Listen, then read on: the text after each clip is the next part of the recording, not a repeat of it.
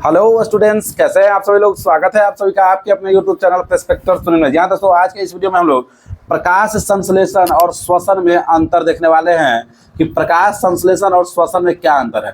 तो जब कभी भी यह क्वेश्चन आपके एग्जाम में आता है तो ज्यादातर जो है यह क्वेश्चन आपके एग्जाम में 2 मार्क्स में आता है। तो याद रखिएगा कि यह क्वेश्चन ज्यादातर आपके एग्जाम में कितना मार्क्स में आता है, तो 2 मार्क्स में यह क्वेश्चन आता है। कभी कभी यदि आएगा तो यह क्वेश्चन 5 मार्क्स में आएगा, लेकिन ज्यादातर कितना मार्क्स में आता है, तो ज्यादातर यह क्वेश्चन जो है वह 2 मार्क्स में ही आता है। ठीक है, तो यदि यह क्वेश्चन 2 मार्क्स में आए तो आपको केवल 2 से 3 अंतर लिखना है। हम इसमें 5 बता रहे हैं, 6 बता रहे हैं, ताकि 5 मार्क्स में भी यदि आए तो आप लोग आसानी से उसे हल कर सके। ठीक है, तो चलिए शुरू करते हैं। और देखिए, यदि क्वेश्चन इस प्रकार से रहे कि प्रकाश संश्लेषण और श्वसन में क्या अंतर है, तो जब आप इसका आंसर लिखेंगे तो सबसे पहले आपको लिखना है कि प्रकाश संश्लेषण और श्वसन में निम्नलिखित अंतर है। ये तो कहीं नहीं जाएगा, ये आपको लिखना ही है। उसके बाद अगला जो आपको काम करना है वह करना है कि कॉपी को 2 बराबर भाग में बांट लेना है। और देखिएगा क्वेश्चन है कि पहले क्या है। यदि पहले प्रकाश संश्लेषण है तो पहले भाग में प्रकाश संश्लेषण लिखना है, और यदि दूसरा नंबर में श्वसन है तो दूसरे नंबर भाग में श्वसन लिखना है। और इसके बाद हम लोग अंतर लिखना शुरू करेंगे कि प्रकाश संश्लेषण और श्वसन में क्या अंतर है। तो यहाँ पे देखिए, तो सबसे पहला नंबर है प्रकाश संश्लेषण में कि प्रकाश संश्लेषण जो है यह उपचयिक प्रक्रिया है। प्रकाश संश्लेषण क्या है,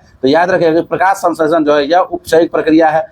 श्वसन क्या है, तो श्वसन जो है यह अपचयिक प्रक्रिया है ना। तो याद रखिएगा कि प्रकाश संश्लेषण उपचयिक प्रक्रिया है और श्वसन अपचयिक प्रक्रिया है। ठीक है, अब देखिए दूसरा अंतर है प्रकाश संश्लेषण का, यह जो है इसमें जो है CO2 और H2O से ग्लूकोज का निर्माण होता है। प्रकाश संश्लेषण की क्रिया में CO2 और H2O से ग्लूकोज का निर्माण होता है, और श्वसन की क्रिया में ग्लूकोज के विखंडन से CO2 और H2O का निर्माण होता है।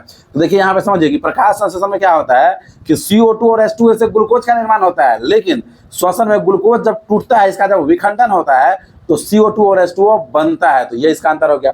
अब देखिए तीसरा नंबर अंतर है कि इसमें CO2 शरीर के भीतर ली जाती है, कि इसमें जो है CO2 शरीर के भीतर ली जाती है, और इसमें क्या है कि इसमें CO2 का शरीर के बाहर निष्कर्षण होता है। श्वसन में CO2 का शरीर के बाहर निष्कर्षण होता है। अब देखिए 5वां नंबर अंतर है कि इसमें ऑक्सीजन शरीर से बाहर मुक्त होता है। प्रकाश संश्लेषण का जो क्रिया होता है उसमें ऑक्सीजन जो है वह शरीर से बाहर मुक्त होता है, लेकिन जब आप श्वसन में आएंगे तो श्वसन की क्रिया में इसमें ऑक्सीजन शरीर के भीतर ली जाती है। शरीर के श्वसन की क्रिया में क्या होता है कि ऑक्सीजन को शरीर के भीतर लिया जाता है, जबकि प्रकाश संश्लेषण की क्रिया में ऑक्सीजन शरीर से बाहर मुक्त होता है। अब आइए छठा नंबर जो अंतर है वह देखिए।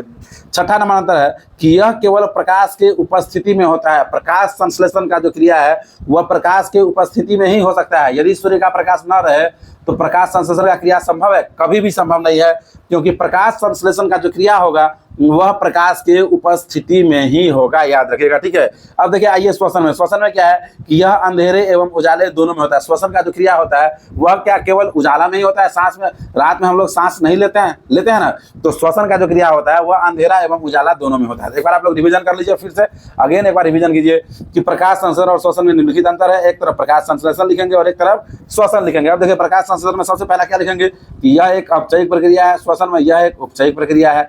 प्रकाश संश्लेषण में इसमें CO2 और H2O से ग्लूकोज का निर्माण होता है, इसमें है कि ग्लूकोज के विखंडन से CO2 और H2O का निर्माण होता है। उसके बाद देखिए तीसरा नंबर अंतर है यहाँ पे। तीसरा नंबर अंतर है कि इसका विकिरण ऊर्जा ग्लूकोज अणु में संचित रहता है और इसमें ग्लूकोज अणु के विखंडन से ऊर्जा मुक्त होता है। उसके बाद चौथा है कि इसमें CO2 शरीर के भीतर ली जाती है, और इसमें है कि इसमें CO2 का शरीर के बाहर निष्कर्षण होता है।